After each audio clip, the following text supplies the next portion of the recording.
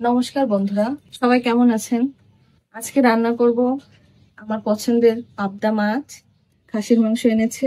কিভাবে রান্না করি আপনাদের সাথে একটু শেয়ার করবো। কিভাবে রান্না করি খাসির মাংস। যেহেতু বৃষ্টির দিন, বাইরে বাপিকে আনতে বলেছিলাম, আমি বাপি বাজার করে নিয়ে আসলো। দুটোই আমার খুব পছন্দের। যাই হোক, সবাই ভিডিওটি সাথে থাকবেন। মাছগুলো মাখিয়ে নেব। প্রথমে তেল দিয়ে দিলাম কড়াইতে। তেলটা গরম হতে হতে আমি মাছটা মাখিয়ে নেব লবণ হলুদ দিয়ে।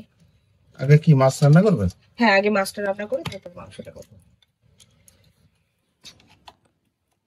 মাছ আমি লবণ হলুদ মাখিয়ে নেব। মাছগুলো অনেক বড় বড় করে দেখছি। হ্যাঁ, বাপি সেদিন নিয়েছিল বাড়ির পর থেকে। পাবনা পেন্স একটু বড় না হলেও ভালো লাগে।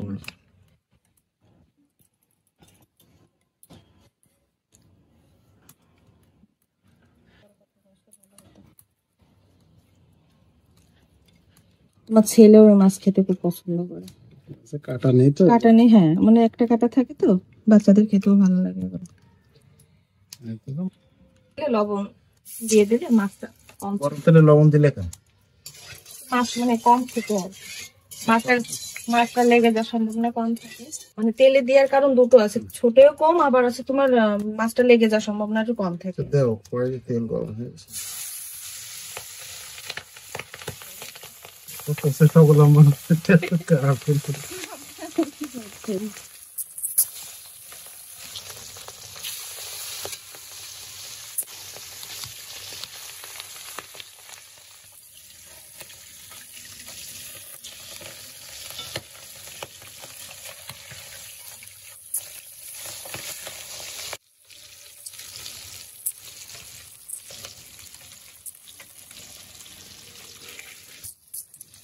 মাছগুলো ভাজা হয়ে গেছে। আমি বেশি ভাজবো না, বেশি ভাজলে পাবদা মাছ শক্ত হয়ে যায়, খেতে ভালো লাগে না। মিডিয়াম ভেজে নিই।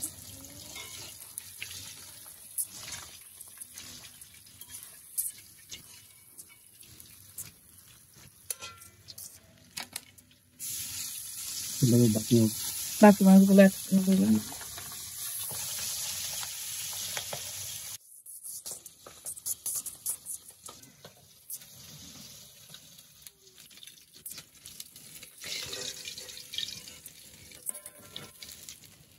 এটা তোমার কাঁচাও থাকবে না, আবার খুব বেশি ভাজাও হবে না।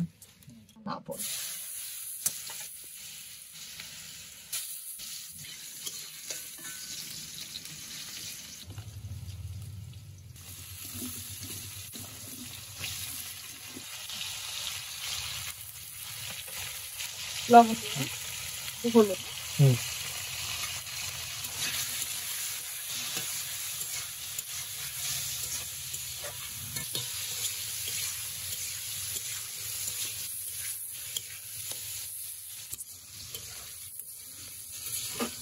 আমার আলু পটল ভাজা হয়ে গেছে, আমি উঠাই।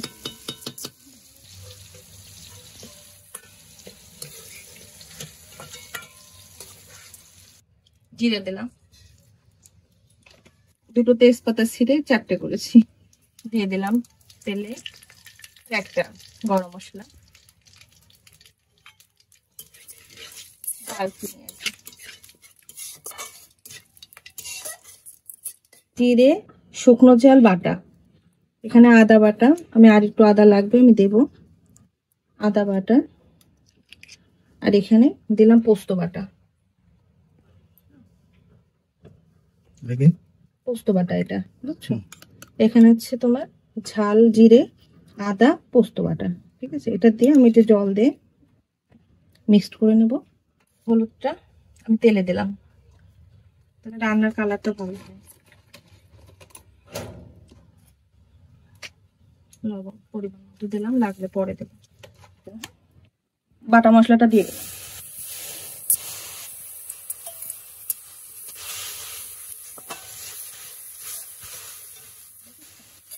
কতটা জল আছে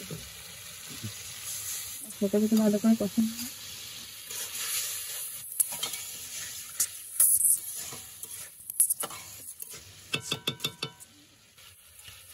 লঙ্কা যাতে একটু ভালো হয় তার জন্য একটু শুকনো ভাজা হবে।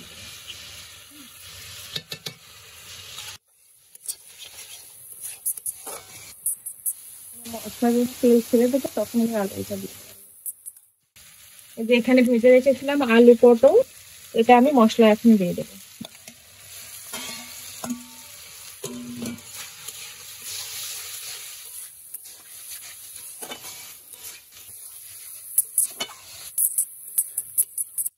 এই গামলায় আলু পটল ভেজে রেখেছিলাম সেই গামলায় আমি জল দিয়ে এটা দিয়ে দিলাম।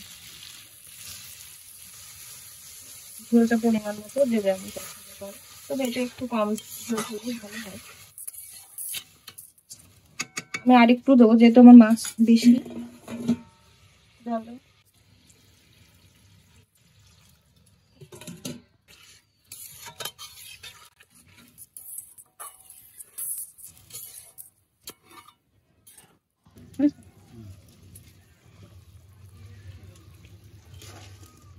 আলুটা গলে গেছে,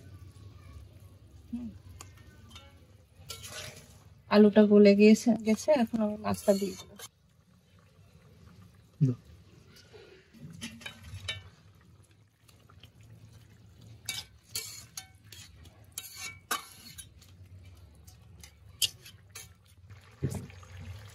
খুব সহজ একটি রান্না, আলু পটল দিয়ে রান্না করলাম।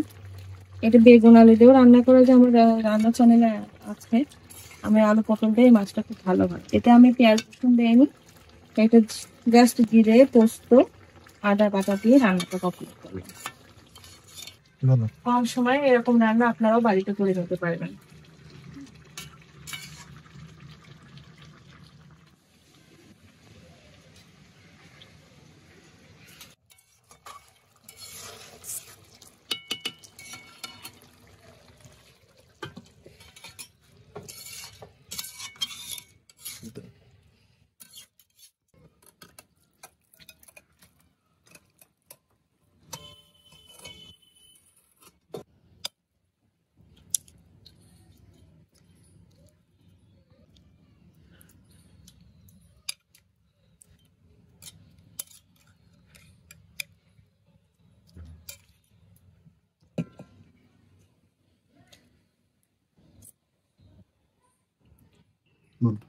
হয়ে গেল আমার আলু পটল দিয়ে পাবদা মাছের রেসিপি। এটা খুব সহজ একটি রান্না, বাসায় যে কেউ আসলে কম সময়ের ভিতরে রান্নাটা করা যায়, আর খেতেও খুব সুস্বাদু হয়। যেহেতু এতে পোস্ত বাটাটা পড়ে, তো পোস্ত বাটার জন্য রান্নার ইয়েটা আরো সুন্দর হয়। আমার এই রান্নাটা যদি আপনাদের ভালো লেগে থাকে অবশ্যই আমার পাশে থাকবেন, আমার ছোট্ট চ্যানেলটির পাশে থাকবেন আপনারা। যাই হোক, রান্নাটা বাসায় করে দেখবেন, আসলে খুব মজা হয়। আমার এই ছোট্ট রেসিপিটা যদি আপনাদের ভালো লেগে থাকে তাহলে অবশ্যই লাইক কমেন্ট করে আমাকে জানাবেন। সবাইকে অসংখ্য ধন্যবাদ।